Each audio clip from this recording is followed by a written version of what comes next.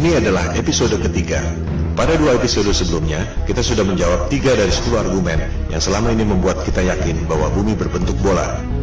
Pada episode ini, kita akan membahas topik nomor 4 dan 5, yaitu soal teori bumi mengelilingi matahari dan gravitasi Newton yang merupakan landasan dari seluruh dogma sains modern.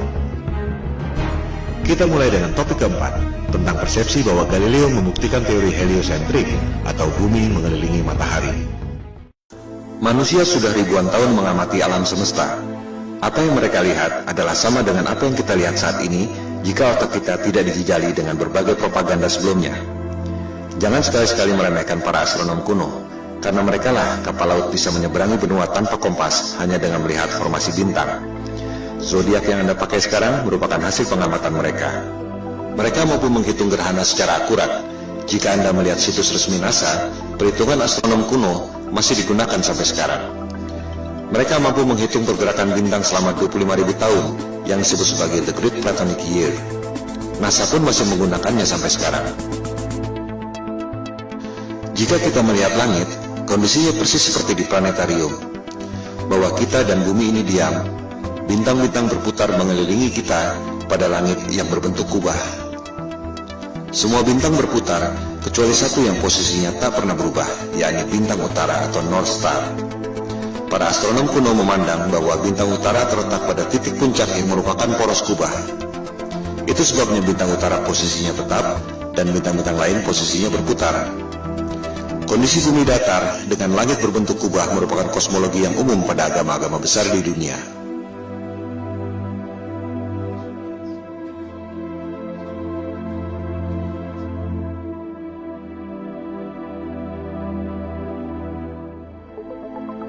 Yang tak banyak diketahui orang adalah peta standar dunia sebelum berdirinya NASA tahun 1958 adalah peta bumi datar. Silakan Anda buka situs Boston Public Library. Anda akan menemukan peta seperti ini. Judulnya, Peta Standar Dunia yang Baru. Ciri-ciri peta bumi datar ialah pusat lingkaran adalah kutub utara. Oleh sebab itulah jarum kompas selalu menunjuk arah utara, yaitu ke pusat lingkaran bumi.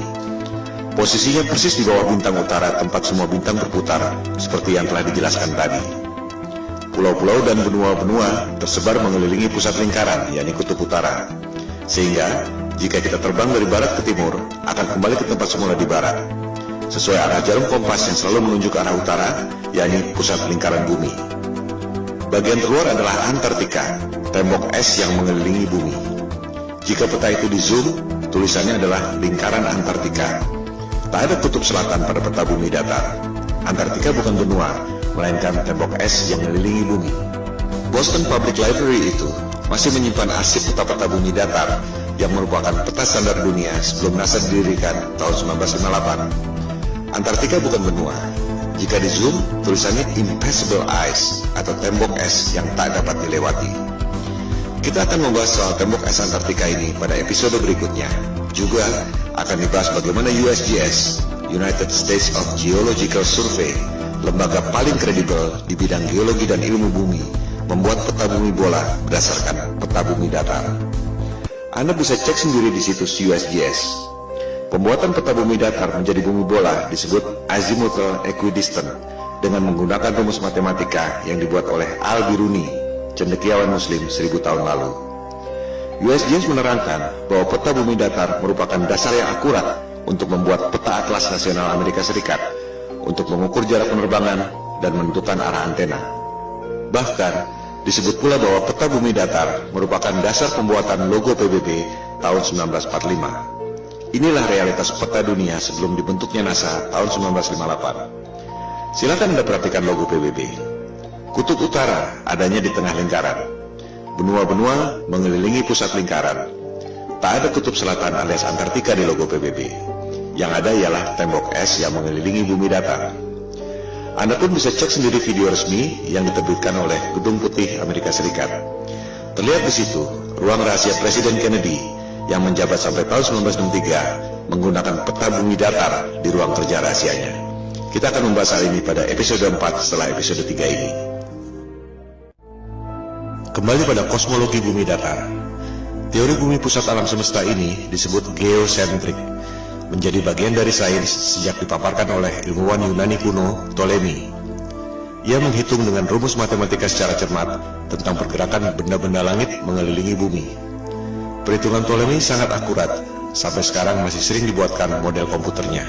Hasil pergerakan planet-planet mengelilingi bumi menghasilkan pola yang disebut geometri suci atau sacred geometry, the golden ratio. Ketika itu, manusia menempatkan scientia atau pengetahuan di bawah sapientia, divine wisdom. Demikian halnya dengan penerus Ptolemei, yakni cendekiawan Muslim Ibnu Sina. Ia mengemukakan tesis tentang langit ketujuh dan seterusnya sebagai lapisan kubah celestial atau kubah bumi itu. Dari pola pergerakan benda-benda langit seperti itu, kita tentu berpikir bahwa pasti ada kecerdasan ilahiyah, Tuhan yang Maha Kuasa, yang membuat ini semua. Bahwa ruh dan kecerdasan kita berasal dari atas, yaitu kecerdasan transendental. Hal itu yang tak diinginkan oleh sains modern yang mempropagandakan bahwa alam semesta terjadi secara acak atau random. Kecelakaan kosmik dalam galaksi mati yang tak bertuhan, di mana kecerdasan Anda berasal dari bawah, yaitu evolusi dari submolekul. Teori bumi mengelilingi matahari juga sudah ada sejak 2500 tahun lalu. Teori ini dikemukakan oleh penyembah dewa matahari, Martianus Capella. Sains barat menganggap teori bumi mengelilingi matahari dikemukakan oleh Copernicus dilanjutkan oleh Galileo. Padahal Copernicus dalam bukunya mengatakan bahwa ia sangat dipengaruhi oleh Martianus Capella, tokoh pagan alias musyrik penyembah dewa matahari yang hidup 2000 tahun sebelumnya. Kebanyakan orang berpikir bahwa Galileo membuktikan teori bumi mengelilingi matahari, seolah Galileo dihukum oleh otoritas agama karena mengatakan kebenaran, bahwa agama adalah korup, saintis adalah pahlawan. Padahal yang terjadi justru sebaliknya. Silakan Anda cek buku The Genesis of Science yang sudah dirangkum pada Wikipedia. Otoritas agama memberi kesempatan pada Galileo untuk membuktikan teorinya. Justru Galileo yang gagal membuktikannya. Pembuktian saintifik yang gagal dilakukan oleh Galileo ini disebut stellar parallax, yang masih dilakukan orang sampai sekarang. Sederhananya seperti ini. Jika Anda berdiri di posisi A, melihat pucuk pohon C, akan terlihat bahwa pucuk pohon C itu seolah berada di depan tebing X. Jika Anda berdiri di posisi B, melihat pucuk pohon yang sama, akan terlihat bahwa pucuk pohon C itu seolah berada di depan tebing Y. Padahal sebenarnya pohon dan tebingnya tidak berubah. Yang berubah adalah posisi dan sudut pandang Anda. Analogi sederhana itu diterapkan pada sudut pandang kita lewat teleskop, jika betul bumi berputar mengelilingi matahari dalam 12 bulan. Ketika bumi berada di posisi A, katakan pada bulan Januari, kita melalui teleskop akan melihat bintang C, posisinya ada di depan rasi bintang X. Setengah tahun kemudian, misalnya pada bulan Juli, kita melalui teleskop akan melihat bintang C, posisinya ada di depan rasi bintang Y. Sederhana bukan? Pengujian stellar parallax ini yang dilakukan oleh Galileo dengan menggunakan teleskop. Hasilnya gagal. Rasi bintang tidak berubah. Artinya, buminya diam, tidak berputar mengelilingi matahari. Hal ini yang tidak diajarkan di sekolah. Seolah-olah Galileo dihukum karena menyampaikan kebenaran. Padahal ia gagal membuktikan teorinya. Galileo marah dan menyerang Paus Urban VIII lewat buku Dialogue Concerning the Two Chief World Systems. Jadi, sebenarnya ia dihukum karena pemberontakan politik, bukan karena sains. Disinilah kebohongan sains modern dimulai. Teori bumi mengelilingi matahari diajarkan di sekolah-sekolah Eropa sejak abad ke-16, meski sebenarnya belum terbukti. Bahkan ketika itu belum ada teori gravitasi. Ini merupakan konsekuensi politik Eropa abad pencerahan yang ingin lepas dari otoritas agama. Percobaan stellar parallax ini terus dilakukan sampai berabad-abad kemudian. Terakhir dilakukan oleh NASA dan Harvard University. Silakan Anda cek, hasilnya ada di perpustakaan Harvard University. Seiring dengan kemajuan teleskop, dilaporkan bahwa terlihat posisi bintang memang berubah. Masalahnya, yang separuh bergerak ke kiri, yang separuh lagi bergerak ke kanan. Fenomena ini disebut negative parallax. Artinya apa? Artinya tak mungkin bumi mengelilingi matahari jika bintangnya bergerak berlawanan arah. Artinya, buminya diam, posisi bintang-bintangnya yang berubah. Separuh ke kiri, separuh ke kanan. Ini hanya mungkin terjadi jika kubah celestialnya, alias langitnya, ada berlapis. Seperti yang dikemukakan oleh Ibnu Sina tadi. Kesimpulannya, persepsi bahwa Galileo membuktikan teori bumi mengelilingi matahari adalah salah besar. Pertama, Galileo gagal membuktikan teorinya, di mana rasi bintang atau stellar parallax tidak berubah. Kedua, sampai zaman modern pun, NASA dan Harvard University tak berhasil membuktikan stellar parallax. Yang ada justru negative parallax, separuh rasi ke kiri, separuh rasi ke kanan. Dengan demikian, terbukti bahwa teori bumi mengelilingi matahari yang dikemukakan oleh Copernicus dan Galileo yang diajarkan di sekolah-sekolah seluruh dunia dan merupakan indoktrinasi ke otak kita semua adalah kebohongan sains modern.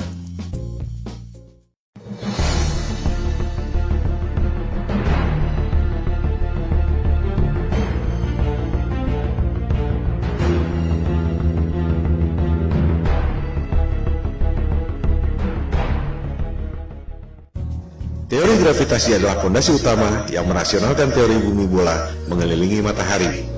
Kita tidak jatuh meski posisi kepala kita di bawah dan kaki kita di atas karena gravitasi. Kita tidak terlempar meski bumi berputar mengelilingi matahari karena ada gravitasi. Tapi, bisakah Anda menjawab mengapa air laut bisa nempel seperti kena power glue sementara balon gas bisa terbang? Bisakah Anda menjawab apa yang membuat matahari punya gravitasi sehingga mampu menarik planet-planet mengelilinginya? Kalau Anda bisa menjawab, silakan ajukan ke Komite Nobel.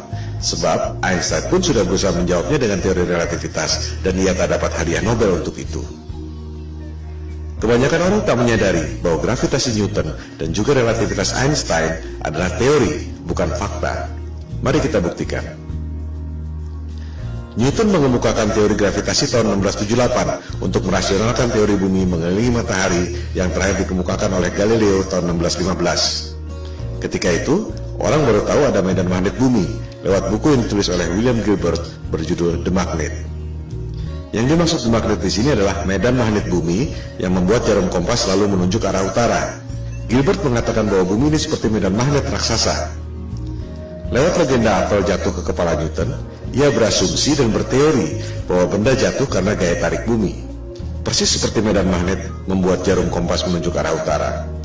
Padahal, jika kita ganti jarum kompas dengan kayu, maka medan magnet bumi tak dapat menariknya. Dari situ, untuk mendukung teori bumi mengelilingi matahari, Newton berasumsi dan berteori bahwa planet-planet mengelilingi matahari karena gravitasi. Ia pun membuat rumus gravitasi yang terkenal itu. Rumusnya memang benar, menghitung massa dua buah benda, jarak, dan gayanya. Tapi itu tidak membuktikan bahwa bumi punya gaya tarik. Silakan Anda cek, Newton tak dapat membuktikan mengapa apel jatuh ke kepalanya secara vertikal, tapi bumi terkena gravitasi matahari, berputar keliling-keliling, tak ada habisnya. Sebuah fenomena bisa dijelaskan lewat penjelasan saintifik yang berbeda. Mari kita ambil beberapa contoh. 1. Fenomena elektron berputar mengelilingi inti atom. Apa penyebabnya? Newton akan menjawab gravitasi, persis seperti bumi mengelilingi matahari. Betul? Jelas salah. Niels Bohr, ilmuwan penemu kuantum leap dalam atom, mengatakan bahwa itu disebabkan oleh elektromagnetik, bukan gravitasi. Tak ada gravitasi pada atom. Rumus gravitasi Newton sama sekali tak bisa diterapkan untuk menghitung pergerakan atom. Di sini letak inti masalahnya. Ketika Newton hidup, ia tak tahu ada elektromagnetik. Oleh sebab itu ia berasumsi bahwa planet mengelilingi matahari karena gravitasi. Contoh kedua, fenomena matahari dan bulan berjalan pada porosnya. Apa penyebabnya? Newton akan menjawab gravitasi. Memang itu tujuan ia mengemukakan teori gravitasi. Nikola Tesla akan menjawab elektromagnetik. Persis seperti elektron berputar mengelilingi inti atom, suatu hal yang belum diketahui Newton selama hidupnya. Tesla dapat menciptakan semua temuan-temuan yang dahsyat itu yang telah dipaparkan pada episode sebelumnya karena menganggap bumi ini bukan planet yang mengelilingi matahari. Bumi adalah pusat alam semesta yang memiliki energi dahsyat, termasuk menggerakkan matahari, bulan, dan bintang-bintang pada kubah celestial. Ia pun mengatakan matahari dan bulan digerakkan secara wireless oleh medan elektromagnetik yang ada di ether. Lebih jauh lagi, ia mengatakan bahwa kubah bumi atau kubah celestial itu terangkat karena medan elektromagnetik. The only force you need to counter is the electromagnetic force, not gravity. Kata-katanya adalah the only force. Bahasa terangnya, gravitasi adalah ilusi. Tesla pun mengatakan bahwa bintang-bintang menempel pada kubah celestial atau the firmament, bahasa Alkitab Taurat, terjemahan King James. Contoh kasus ketiga, fenomena besi tenggelam dan gabus terapung di air. Apa penyebabnya? Newton akan menjawab gravitasi. Besi tenggelam karena ditarik oleh gaya tarik bumi. Archimedes akan menjawab berat jenis. Besi tenggelam karena berat jenisnya lebih besar dari berat jenis mediumnya, yaitu air. Gabus terapung karena berat jenisnya lebih kecil dari berat jenis mediumnya, yaitu air. Kita lihat, sebuah fenomena bisa dijelaskan dengan paradigma sains yang berbeda. Contoh kasus keempat, fenomena balon helium terbang di udara. Newton dengan paradigma gravitasinya mungkin terpaksa menjawab anti-gravity. Archimedes akan menjawab dengan hal yang sama, berat jenis. Balon helium terbang karena berat jenisnya lebih kecil dari berat jenis mediumnya, yaitu udara. As simple as that. Coba kita simak baik-baik foto ini. Air laut bisa nempel tanpa ada setetes pun yang tumpah. Sementara, kalau kita goyangkan gelas ke atas, air pasti muncrat ke atas sebelum jatuh ke bawah. Padahal, tenaga kita tidak sebesar tenaga samudra. Karena sudah diindoktrinasi sejak kecil dan menganggap bumi bola adalah fakta, kebanyakan orang akan mengatakan bahwa air laut tidak tumpah dan kita tidak merasa bahwa kaki kita ada di atas karena ada atmosfer yang terkena gravitasi. Contohnya adalah gambar ini. Betul? Salah. Itu adalah gambar imajiner tentang medan magnet bumi. Banyak orang mengira gravitasi adalah medan magnet bumi, padahal bukan. Seperti dilihat pada gambar itu, ada jarum kompasnya.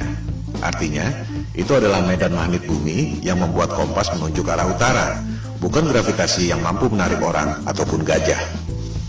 Gambar tentang gravitasi adalah seperti ini.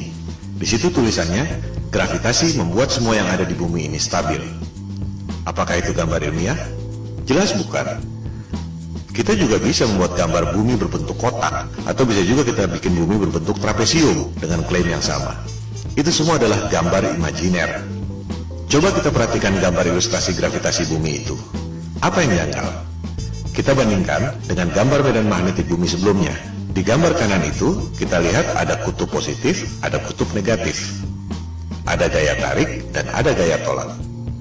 Sama seperti gambar besi magnet. Ada gaya tarik, ada gaya tolak. Ini adalah hukum kekekalan energi. Energi tak dapat diciptakan dan tak dapat dimusnahkan. Hanya bisa berubah bentuk. Contohnya, orang niup balon. Jika balonnya mengembang, pasti paru-paru yang niup itu mengempis. Tak mungkin ada balon mengembang terus jika tak ada energi lain yang mengempis. Inilah hukum kekekalan energi. Nah, itu teori gravitasi, ada gaya tarik bumi, tapi tak ada gaya tolak. Di mana logikanya? Ini bertentangan dengan hukum kekekalan energi. Sekali lagi, gambar-gambar pendidikan yang canggih-canggih itu adalah gambar imajiner. Tergantung asumsi orang yang membuatnya, bukan berarti bahwa itu fakta. Newton tak dapat menjelaskan mengapa bumi bisa punya gaya tarik. Yang bisa menjawab itu adalah Einstein tahun 1905. Dia bilang, gravitasi terjadi karena massa yang besar seperti bulan, bumi, matahari membuat ruang dan waktu melengkung. Wow, sungguh ide yang brilian yang tak terpikirkan dalam imajinasi saintis manapun di dunia. Itu yang membuat Einstein seorang jenius yang lain dari yang lain. Sebuah teori yang sangat indah. Pertanyaannya, apakah teori itu betul? Itu cuma teori yang ada dalam tulisan dan gambar, tak pernah ada di alam nyata. Contohnya ini, orang mencoba menjelaskan teori relativitas Einstein, bagaimana ruang dan waktu melengkung, menciptakan gravitasi yang membuat planet-planet mengelilingi matahari.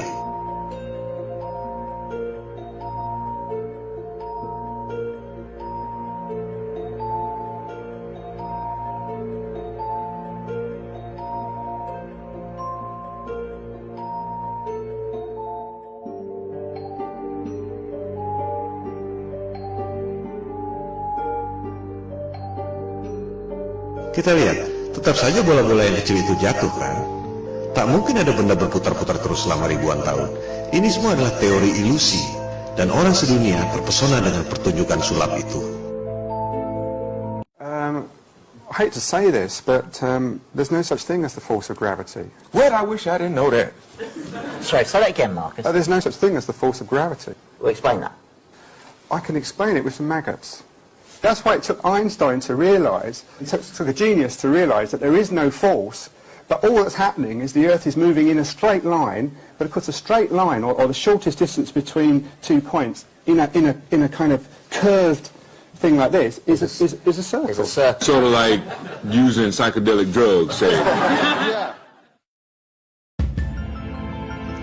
Gravitasi adalah ilusi, yang nyata adalah elektromagnetik dan berat jenis. Mari kita buktikan.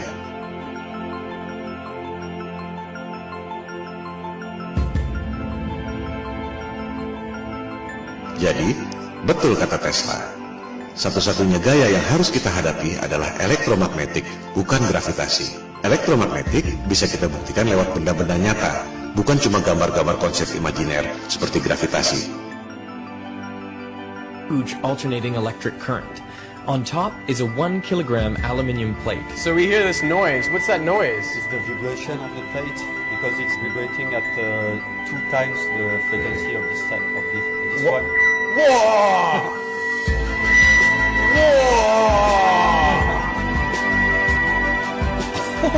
How does it do that? To find out, I've come to the place where it all started, the Royal Institution in London. Ini semua bermula dari abad pencerahan Eropa, di mana kelompok Freemason atau penyembah iblis yang kebanyakan adalah para intelektual, raja-raja, bangsawan, dan aristokrat ingin menggantikan peran agama dan ketuhanan untuk menguasai umat manusia di dunia. Mereka tidak melakukannya dengan tentara seperti Genghis Khan atau Alexander yang Agung. Kaum Freemason melakukannya lewat intelektual, propaganda, dan mind control. Bermula dari teori bumi mengelilingi matahari. Supaya kelihatan masuk akal, dibuatlah teori gravitasi. Padahal benda jatuh ke bumi karena berat jenis, dan benda bisa berputar-putar dalam orbit karena elektromagnetik. Untuk membuktikan bahwa gravitasi itu nyata, Einstein membuat teori relativitas. Ruang dan waktu melengkung dan membuat gravitasi. Padahal, kalau konsep itu dibuktikan lewat benda, terbukti bahwa benda-benda yang kecil-kecil itu pasti jatuh juga ke benda yang besar. Supaya kelihatan rasional, dibuatlah asumsi baru. Ada kekuatan maha dahsyat yang membuat benda itu berputar-putar, yaitu Big Bang. Apakah Big Bang itu fakta? Jelas bukan. Itu adalah teori.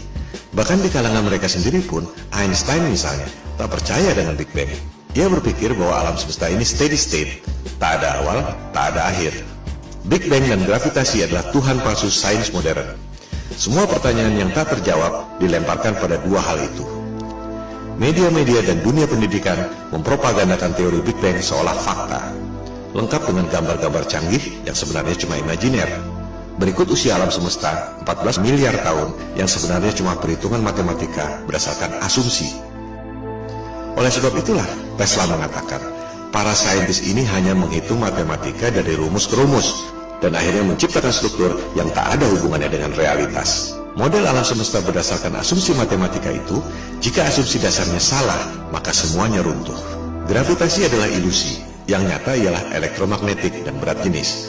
Oleh sebab itulah, Goethe, intelektual terkenal dari Jerman, mengatakan bahwa gravitasi Newton itu adalah mistisisme sains. Newton menipu diri sendiri. Saya mengutuknya. Itu adalah kosmologi orang gila, kata Goethe.